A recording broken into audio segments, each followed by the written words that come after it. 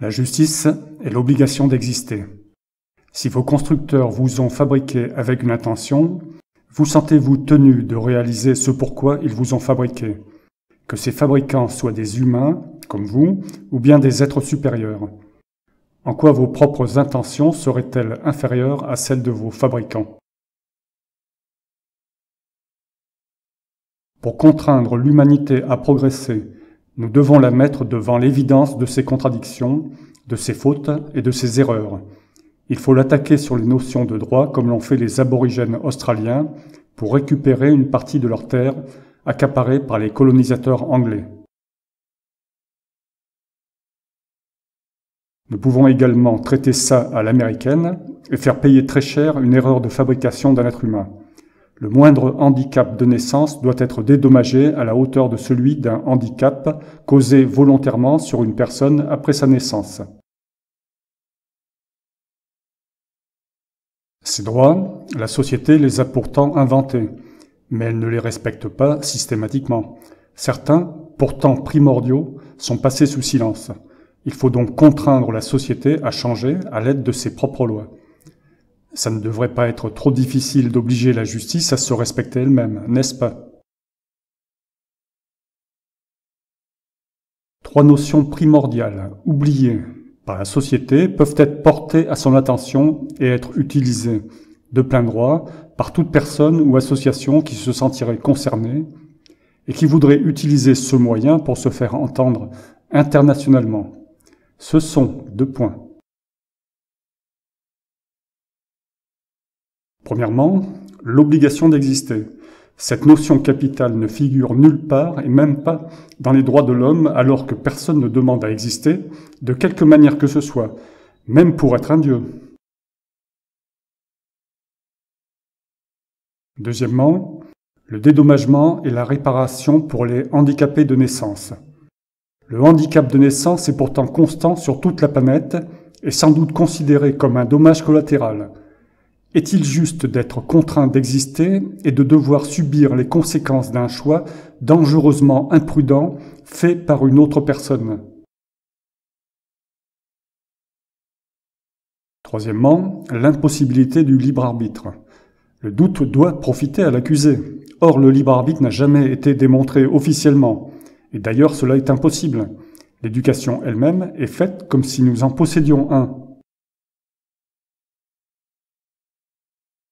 Les enfants sont encore frappés ou punis comme s'ils étaient responsables d'exister et d'être comme ils sont physiquement et mentalement, et de ne pas accepter les leçons qui leur sont imposées, alors que nous naissons tous vierges de culture comme des pages blanches du livre qu'est notre cerveau. Cerveau qui nous est également imposé, fabriqué par nos géniteurs qui sont à la fois architectes et maçons de nos corps, mais qui n'ont stupidement rien compris de ce qu'ils étaient eux-mêmes, puisqu'ils continuent de s'acharner à régler le comportement de leur progéniture par le moyen de la punition, de la coercition, de la souffrance et de la mort. Je propose donc d'utiliser ces points de façon ponctuelle devant un juge, sur des procès simples, en ayant recours à des plaignants ou des accusés qui voudront bien participer à l'amélioration du système, de façon à ce que jurisprudence fasse force de loi. Mais rien n'empêche par ailleurs que des députés honnêtes défendent ces propositions devant le Parlement afin de légiférer directement. L'obligation d'exister. Il n'est pas possible de se sentir intelligent, sensible, conscient, de se prétendre un être moral, éthique, juste, et de contraindre quelqu'un, une personne comme soi, à exister, même et surtout si l'on imagine de l'appeler son enfant et de prétendre l'aimer. Il n'est pas possible de voir de la justice dans l'acte d'imposer à quelqu'un d'exister. Il n'est pas possible de voir de la justice dans l'acte d'imposer à quelqu'un d'exister sans maîtriser la fabrication de son existence, donc de son corps et de son intellect. La procréation n'est qu'un acte animal, mécanique, effectué par des êtres mécaniques. Est-ce que la fin justifie les moyens est un système acceptable par la maison justice? C'est-à-dire, est-ce que l'envie de procréation et la vision culturelle et sociale d'une humanité immortelle par ceux qui existent sont suffisants pour que la maison justice oublie le vrai sens du mot justice, celle issue de notre humanité sensible et consciente. Un des principes de base des droits de l'homme est qu'à la naissance, vous ne servez à rien ni à personne. Sinon, c'est qu'on a prévu pour vous la place que vous allez occuper, comme si vous n'étiez qu'un rouage familial ou social, c'est-à-dire un esclave. Si vous ne servez à rien, pourquoi vos parents vous ont-ils mis au monde ? Faire un bébé est un crime en soi, du pur esclavagisme, puisqu'il est fabriqué pour le service du fabricant, quel que soit ce service. Par exemple, avoir besoin d'un être-objet à qui l'on demande son amour, après avoir risqué son enfer terrestre, comme si la terre manquait de personnes à aimer. Avoir besoin d'un serviteur social, d'un remplaçant social, comme boulanger à la place du boulanger. Se croire important au point de penser que ces gènes ne doivent pas disparaître, alors que l'on sait que tout évolue, etc. Le faire à l'aveugle sans maîtriser sa fabrication est un crime supplémentaire. L'installer dans ce monde belliqueux et malsain est encore plus criminel. Tout ça si vous êtes une personne de droit, bien entendu. Ce qui s'applique à vous s'applique également à cette personne que vous désirez fabriquer. Mais en tant qu'animal, vous n'êtes qu'une machine sans aucun état d'âme. La mise en danger de la vie d'autrui est un délit. Donc la loi interdit cette mise en danger. Et dans le cas de la mise au monde, c'est une mise en danger infinie comparée à l'absence totale de danger de l'inexistence. Je n'ai pas prémédité de vivre, monsieur le juge. Mes parents l'ont peut-être fait pour moi. Pourquoi celui qui engendre, ainsi que ses complices sociaux, n'aurait-il pas la responsabilité d'engendrer et tout ce qui s'ensuit, qui est nécessairement inclus dans cet acte initial volontaire? Si vous tirez quelqu'un dans votre potager et qu'il piétine vos salades, est-ce lui ou vous le responsable? Si un Dieu crée le jardin univers et qu'il installe Adam et Ève dans ce jardin, est-ce lui ou les deux humains les responsables des dégâts? Si vous fabriquez un enfant et que vous le mettiez au monde dans le jardin France, est-ce lui ou vous le responsable des dégâts qu'il cause? Êtes-vous responsable, vous le fabricant, des dégâts causés sur l'être fabriqué et sur la non-viabilité du lieu où vous l'installez? Votre enfant, cette autre personne, doit-il aimer et respecter ce lieu, et vous respecter vous-même, parce que vous en avez décidé ainsi? La mise au monde n'est pas un droit naturel, c'est un pouvoir naturel, comme d'utiliser ses muscles pour se mouvoir, et puisque c'est un pouvoir, il doit être régulé. Faire un enfant, c'est faire une personne, c'est ajouter un associé à la nation, associé dont les autres devront tenir compte. Entre parenthèses, vie, éducation, santé, mort. Le pouvoir de faire un enfant doit être géré par l'ensemble de la nation de façon démocratique. Faire un enfant est d'abord un risque pour l'enfant lui-même, entre parenthèses, et pour la femme qui va enfanter. De quel droit poussez-vous une personne à prendre des risques? La liberté de faire un enfant ne peut être un droit équitable, puisque ce n'est pas une liberté pour cette autre personne qu'est l'enfant. La création d'une existence ne sert que ceux qui existent déjà. Or, personne ne maîtrise cette création. Seuls les animaux fabriquent une existence sans se poser de questions. Deuxièmement, dédommagement pour un handicap de naissance. L'enfant handicapé a été conçu volontairement. Les risques sont connus, tout le monde les connaît. C'est tous les jours que naissent des enfants handicapés. L'enfant handicapé a donc été conçu en toute connaissance de cause et d'effet, donc il a été volontairement handicapé par ses géniteurs et sans aucune précaution, sans que la société qui légifère dans tous les domaines se préoccupe le moins du monde de cette constance à fabriquer du handicap, alors qu'il n'y a aucune nécessité de fabriquer le moindre être vivant. Alors que l'action de procréation, cette fabrication à l'aveugle et aléatoire, d'une personne sensible, consciente, intelligente et mortelle est l'action la plus importante qui soit pour un être humain, qui se vante lui-même d'être conscient, intelligent et sensible. Vous pouvez faire subir n'importe quel sévice avant la naissance au futur bébé, la loi ne s'en inquiète pas. Vous pouvez le rendre aveugle, tétraplégique, cul-de-jatte ou autre torture ignoble sans aucun problème légal. Votre corps vous appartient, et la chose à l'intérieur est comme votre foie ou vos poumons. Vous pouvez picoler et fumer tant qu'il vous plaît, endommager tous vos organes, le précurseur de l'enfant y compris. La société ne s'en mêle pas. La société espère simplement que votre intérêt va dans le même sens que le sien. Mais comme vous pouvez accoucher sous X et vous débarrasser de l'organe surnuméraire une fois naturellement expulsé, votre bénéfice dans la viabilité de la chose n'est pas vraiment démontré. La société mise sur les statistiques, comme un bon joueur, pour y gagner un peu, mais constamment. Des handicapés de naissance ont-ils le droit de revendiquer et de réclamer la tête des responsables de leur misère et souffrance quotidienne? Pourquoi non? Les créateurs d'existence ne sont-ils donc pas libres? S'ils sont libres, c'est qu'ils ont jeté volontairement leur propre enfant dans cet enfer terrestre.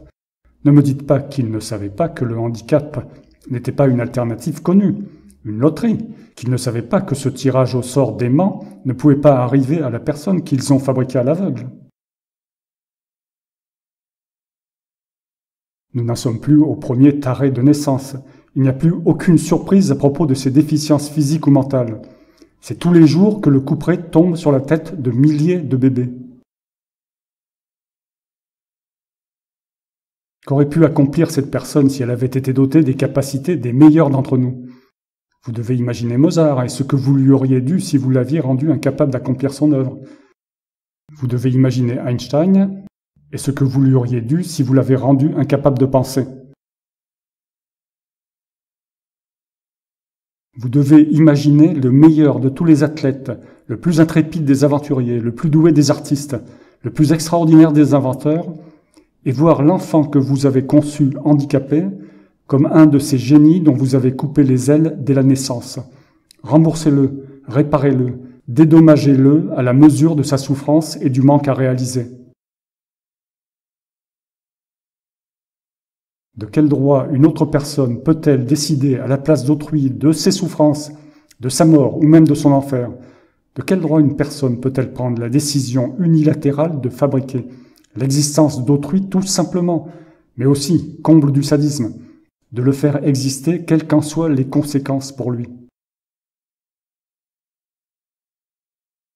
Société, dédommage cette personne d'exister pour ton service, mais incapable d'accomplir ses rêves éventuels parce que tu as lancé sa fabrication sans maîtrise et sans vergogne, pour le seul besoin de remplacer tes associés qui meurent après une vie inutile à ton service, et très souvent misérable en supplément. Société, souviens-toi de tes morts dans les guerres mondiales. Fais le décompte des souffrances dans tous tes hôpitaux. Fais le compte de tes chômeurs, de tes grévistes, de tes manifestants. Si vous handicapez une personne au cours de sa vie par une action involontaire, mais dont le résultat était prévisible, vous avez commis un crime par imprudence. Cela s'applique très exactement au handicap de naissance. La procréation est censée être volontaire et son action conduit extrêmement fréquemment à un handicap pour la personne qui est fabriquée à l'aveugle, sans aucune maîtrise et tout à fait aléatoirement. Le risque est connu, prévu de très longue date. Des milliers d'exemples quotidiens de handicap de naissance s'affichent à la vue de tous. Personne n'est pris en traître. Vous, les parents, vous êtes conscients des risques que vous faites courir à autrui. Votre propre enfant, vous êtes un criminel par imprudence, même quand aucun handicap apparent ne se manifeste dans les jours qui suivent la naissance. Le handicap peut être d'origine génétique et se manifester au cours de la vie de votre enfant. Ce n'est pas parce que vous courez vous-même ce risque que vous devez le faire courir à autrui. Votre enfant n'est pas vous. Il n'est pas une reproduction de vous, d'eux. Il n'est pas votre continuité. il est une autre personne. Si vous et la société complice acceptez de fabriquer un handicapé, dédommagez-le de cette existence que vous avez volontairement foirée, car il n'est jamais obligatoire d'imposer l'existence à qui que ce soit. Loi du talion. Une personne contrainte d'exister dans la souffrance toute sa vie, ou une partie, peut-elle faire souffrir père et mère et société autant qu'elle a souffert? Si je suis rendu aveugle par ma mère une minute après ma naissance, la loi du talion s'applique. Mais si je suis rendu aveugle avant ma naissance, si je nais aveugle, la loi du talion ne s'applique pas. Pourquoi? Toute personne est mise au monde pour être un sociétaire à part entière. Il est fabriqué pour ça, dans ce but particulier, tout en ayant le droit de choisir librement sa société.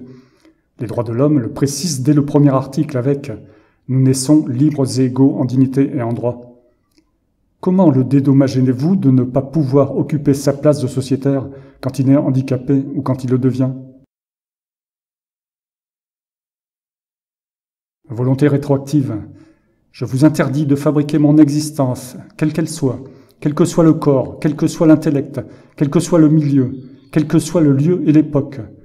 Je fais cette interdiction rétroactivement, puisque ce que vous avez fait et mal fait, vous ne pouvez le défaire. Et comme cet acte ne peut n'être ni défait ni réparé, je veux être dédommagé de tous ces méfaits que vous avez commis à mon encontre. Je veux que vous dédommagiez mes peurs, ma misère, mon mal-être, ma souffrance et tous les crimes que vous avez commis sur moi, en particulier mise en danger, inégalité de traitement et esclavagisme. Troisièmement, impossibilité du libre arbitre. À quoi sert un procès dans notre système de justice sociale? D'abord, il sert à départager deux parties qui sont opposées, ces deux parties pouvant être l'accusé d'un délit ou crime face à un représentant de la société. Les enquêteurs sont sociaux, les avocats de l'accusé sont sociaux, les accusateurs sont sociaux, les juges sont sociaux, ils sont donc tous représentants de la société contre un accusé formé, entre parenthèses mal, voire très mal, par la société également. Accusé dont la fabrication de l'existence a été approuvée par la société, dont le corps et l'intellect sont le résultat de cette fabrication non maîtrisée, et surtout non désirée par l'accusé lui-même, dont l'éducation est ordonnée par la société. Donc à aucun moment l'accusé n'est maître de ce qui le concerne, puisqu'il n'est pas maître de ce qui l'initie, ni des capacités qu'on lui fournit, sans que personne ne maîtrise quoi que ce soit, à peine la copulation initiale qu'il a engendrée. Entre parenthèses, quelqu'un est-il maître de l'automate qu'est son cerveau? J'aimerais bien connaître la méthode. Fin de parenthèse. Un tel procès est donc tout d'abord une recherche de la vérité.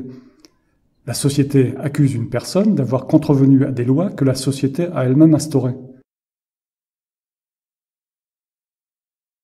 Une personne qu'elle a contrainte d'exister est tentée de formater elle-même à son propre système, ce qui globalement fonctionne, mais jamais finement et surtout si on n'y veille pas avec soin.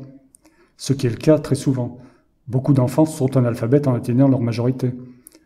En gros, la société accuse de mauvais comportements la machine humaine qu'elle a fabriquée et réglée elle-même. Mais essayez donc d'accuser la société, cette autre partie dans ce procès de mensonges, de faux témoignages, de crapuleries. Pourtant, la société n'a jamais démontré l'existence du libre arbitre. La recherche de la vérité partielle, celle de l'individu, ne doit-elle pas être contenue dans une recherche de vérité générale, celle de notre fonctionnement de machine humaine sans libre arbitre, à qui l'on impose d'exister, donc sans aucune responsabilité? Nous sommes des machines sensibles, conscientes, ayant pas mal de capacités de traitement de l'information et de degrés de liberté, mais nous n'en sommes pas moins des machines, puisque sans libre arbitre. Et surtout, le comble de toute cette absurdité judiciaire, nous sommes chacun d'entre nous contraints d'exister à la demande sociale elle-même. Le second but de la société est que ce procès serve de moyen d'auto-apprentissage pour les autres sociaux qui sont tentés de contrevenir aux lois. Mais depuis le temps que les humains sont menacés de prison et de mort, rien n'a jamais changé. Pourquoi? Parce que l'éducation des personnes n'est pas faite sur un bon modèle de personne. Les humains ne sont pas d'origine divine, mais d'un univers mécanique et ne possèdent pas de libre arbitre. L'éducation de ces deux êtres totalement différents ne peut pas être identique. Les êtres humains sont tous contraints d'exister comme tout être vivant, mais nos intelligences le comprennent plus ou moins consciemment, et beaucoup d'entre nous réagissent à cette contrainte d'existence par le rejet social de différentes manières. Avons-nous le droit de ne pas accepter le sort qu'on nous impose dans une société qui se dit anti-esclavagiste et qui en a même fait un crime imprescriptible? Bien entendu, puisque la société elle-même l'affirme et encourage à résister contre toute forme de dictature.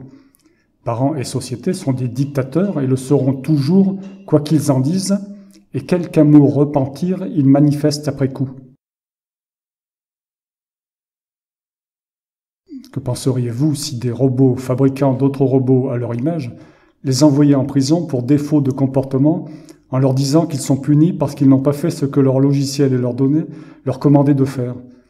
Je suppose que vous répondriez que les fabricants feraient bien de réviser les bugs qu'ils ont faits en programmant leurs enfants robots.